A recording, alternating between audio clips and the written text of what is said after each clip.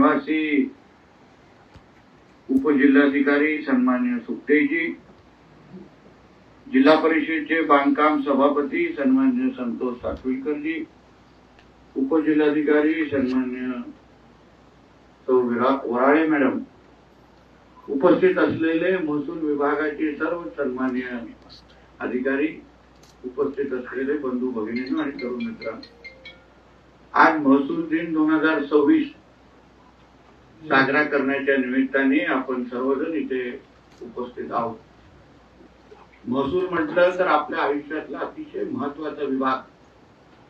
सकाळी उठेपासून रात्री झोपेपर्यंत ज्या विभागाशी जनता म्हणून थेट संबंध असतो त्याच्यातला महसूल विभाग.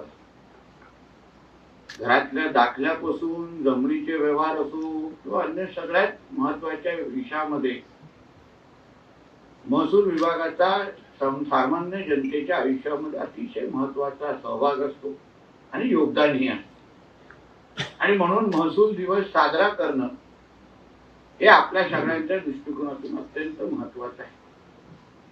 आणि आज ज्या पद्धतीने कार्यक्रमाचा स्वरूप पाहिला, ज्या ज्या लोकांचा सन्मान आमच्या हस्ते करण्यात आला, ते माझ्या दृष्टिकोनातून अत्यंत महत्वाचं आहे.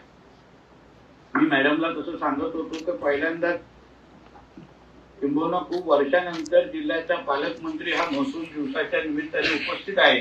हे आमदार झाल्यानंतर पहिल्यांदाच पाहिलेलं आहे. आणि म्हणून आपण महसूल यंत्रणा म्हणून, डिपार्टमेंट म्हणून जो हा मान दिलेला आहे तो माझ्या दृष्टिकोनातून महत्वाचा. कारण का पालकमंत्री म्हणून काम करत असताना जे काही महत्वाचे विभाग ज्याच्याशी सातत्याने माझ्याशी मला संवाद करायला लागतो, बोलायला लागतं, तो म्हणजे त्याच्यातला म्हणजे महसूल विभाग. आणि म्हणून आपला डिपार्टमेंट किंवा खात्या संदर्भात आपण दिवस साजरा करतात आणि आपण कुटुंब म्हणून, सिंधुदुर्ग म्हणून एकत्र मिळून आपल्याला मान सन्मान देतोय, आपले गौरव करतोय, हा माझ्या दृष्टिकोनातून अत्यंत महत्वाचा आहे. काही अशा लोकांचा सत्कार तो ज्यांना मान दिला गेला, ज्यांना महसूल यंत्रणेमध्ये जास्त कोण व्यासपीठावर बोलवतच नाही. म्हणजे जे कर्मचारी आज येऊन माझ्याकडून पुरस्कार किंवा त्यांना जो काही सत्कार करण्यात आला त्याचे परिणाम मॅडम पुढच्या कारभारामध्ये तुम्हाला निश्चित पद्धतीने दिसते. कारण का मुख्य खुर्चीवर बसणारा अधिकारी जेवढा महत्वाचा असतो तेवढ्याच महत्वाचं त्या कार्यालयामध्ये काम करणारा कारकून म्हणा, क्लर्क म्हणा, तो तेवढाच महत्वाचा असतो. कारण का जनता काय थेट खुर्चीपर्यंत पोहोचत नाही, थेट मुख्य खुर्चीवर येत नाही. खालतून ते वरतीपर्यंत सगळ्यांची संवाद ठेवत जनतेला प्रांत अधिकारी आणि तहसीलदारापर्यंत पोहोचायला. आणि म्हणून ज्या छोट्या मोठी जी माहिती असते की बाबा तहसीलदार किती वाजता खुर्चीवर बसणार, तहसीलदार सुट्टीवर आहे, तुमच्या फायलीचं इतपर्यंत झालं नाही, सगळी माहिती देणारे काही लोक जे व्यासपीठावर येऊन आपण त्यांचा सत्कार केला ते निश्चित पद्धतीने कौतुकास्पद आहे. हे आवर्जून या निमित्ताने मी सांगेन. शेवटी आज मीही 2 खात्याचा मंत्री आहे. माझ्याही दृष्टिकोनातून माझ्या खात्यामध्ये सगळेच अधिकारी खालतून ते वरपर्यंत त्यांचा सहभाग, त्यांचं योगदान हे माझ्या दृष्टिकोनातून फार महत्वाचं असतं. आणि म्हणून जिल्ह्याच्या प्रगतीमध्ये महसूल यंत्रणेचं योगदान हे अत्यंत महत्वाचं आहे आपल्या जिल्ह्यात. कारण आपल्या इकडे जमीन व्यवहार आणि मायनिंग क्षेत्र ह्या दोन्हीचा थेट संबंध आपल्या महसूल यंत्रणेशी आहे. आता जमीन व्यवहार हे आपल्या सिंधुदुर्गच्या जनतेच्या आयुष्याच्या दृष्टिकोनातून एवढे महत्वाचे आहे. कारण का प्रत्येक गोष्टीवर 1 किंवा 2 मतं असतात. मुंबईला राहणारा नातेवाईक असतो, तो काही वेगवेगळ्या गोष्टी असतात. म्हणून आपला 7-12 आणि अन्य जिल्ह्यांच्या 7-12 मध्ये खूप फरक आहे. अन्य जिल्ह्यांच्या 7-12 मध्ये 2-3 असतात. आपल्या इकडे कधी कधी 15 पासून 150 लोकांपर्यंत 7-12 मध्ये आपल्याला पाहायला नाही. आता त्याच्यातून मार्ग काढणं, त्याच्यातून जनतेचा विश्वास जिंकणं हे तसं सोपं नाही. आणि त्यामुळे आपण सगळेजण जे काही काम करत आहात महसूल यंत्रणा म्हणून ते निश्चित पद्धतीने फायदेशीर आहे. आणि जिल्ह्याच्या विकासाला योगदान देणार आहे, हे मी आवर्जून महसूल दिवसाच्या निमित्ताने तुम्हाला मी निश्चित पद्धतीने सांगेन. म्हणून जिल्ह्यामध्ये जे काही आपण आज विकास करू पाहतोय, हा महसूल म्हटलं तर आमच्या राणे साहेबांनी त्यांच्या राजकीय कारकिर्दीमध्ये महसूल मंत्री म्हणून जास्त कार्यकाळ काम केलेलं आहे. म्हणून काही गोष्टी ज्या ऐकायला यायच्यात, काही गोष्टी आता मला आठवतो जेव्हा मी आमदार म्हणून 2014ला निवडून आलो, तो राणे साहेबांनी मला आवर्जून सांगितले की नितेश, काही डिपार्टमेंटचे कायद्याचे पुस्तकं तू वाचली पाहिजे, त्याच्यामध्ये युडीचं पुस्तक आणि महसूलचे काही कायदे हे तुझ्या नजरेसमोर गेलेच पाहिजे, जेणेकरून आमदार म्हणून तू छाप पाडू शकतो. म्हणून फार बारकाईने तुमच्या सगळ्यांचे कायदे समजून घेणारा आणि अभ्यास करणारा पैकी मी एक लोकप्रतिनिधी आहे.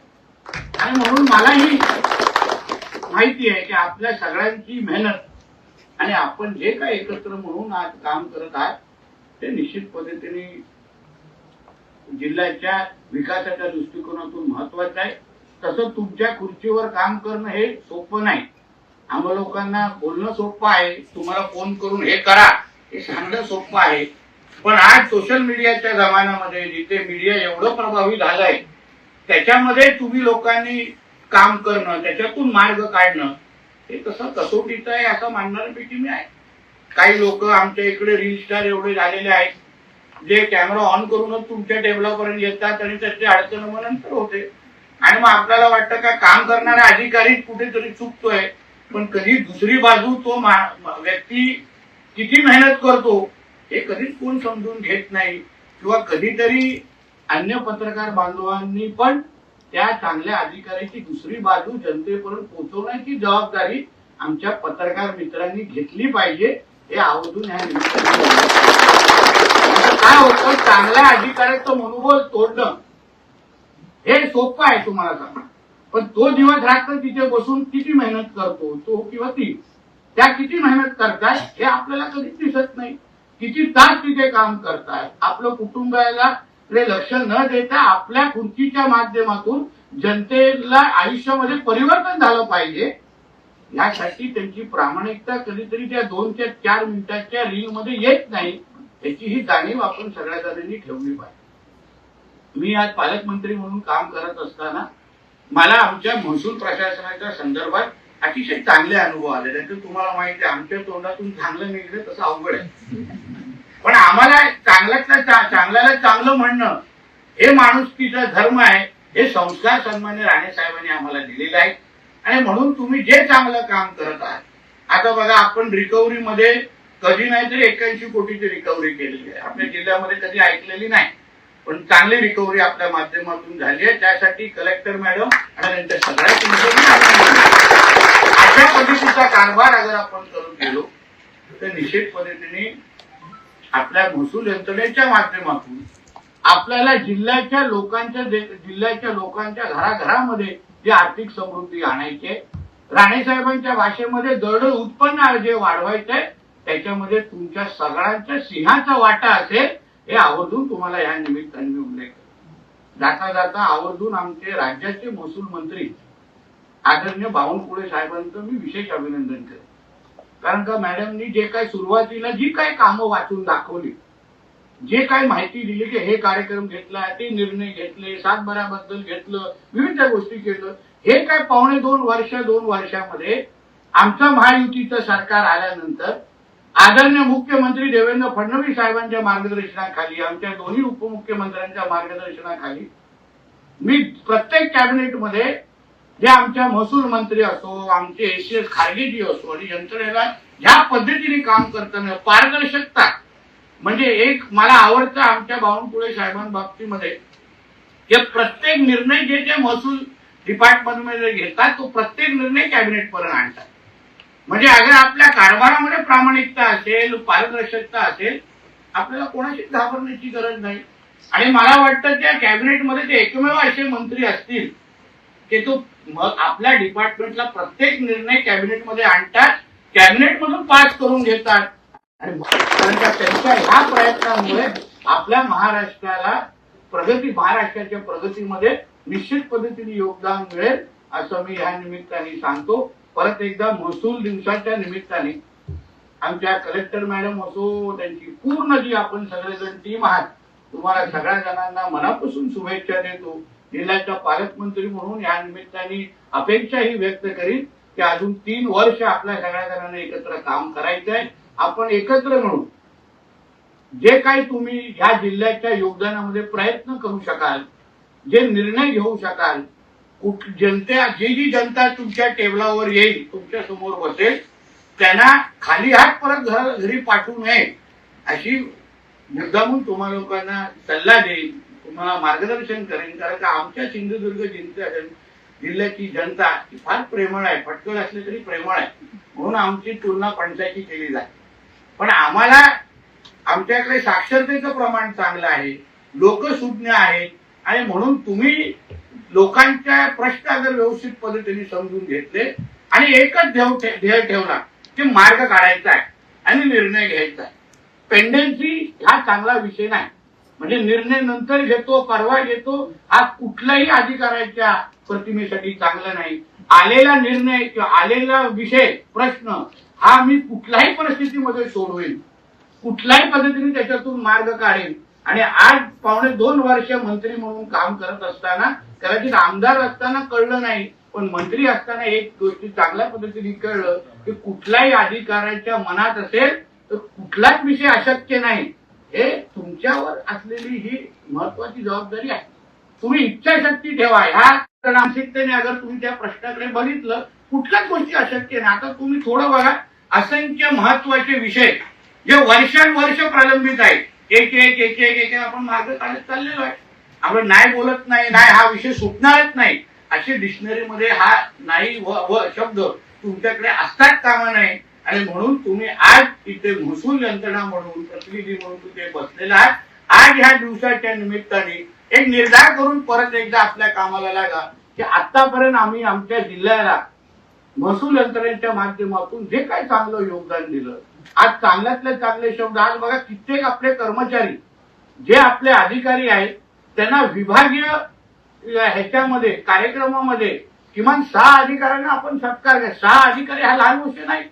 रायगडला कार्यक्रम होतोय, आपल्या लहानशा जिल्ह्यामधले 6 अधिकाऱ्यांचा अगर सत्कार तिथे होत असेल, तो आपल्यासाठी सर्वात जास्त अभिमानाचा विषय आहे. हे आवर्जून तुम्हाला महसूल मंत्र्यांना पण कळेल. ह्या तिन्ही जिल्ह्यामध्ये सर्वात गतिमान काम करणारा कुठला जिल्हा असेल तो आमचा सिंधुदुर्ग जिल्हा आहे. त्याबद्दल मला जिल्ह्याचा पालकमंत्री म्हणून मला निश्चित पद्धतीने तुमच्या सगळ्यांवर सार्थ अभिमान आहे.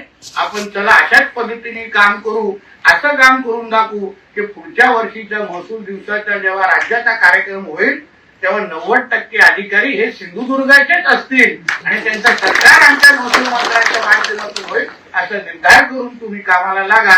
एवढंच सांगतो, इथेच सांगतो. जय हिंद, जय महाराष्ट्र.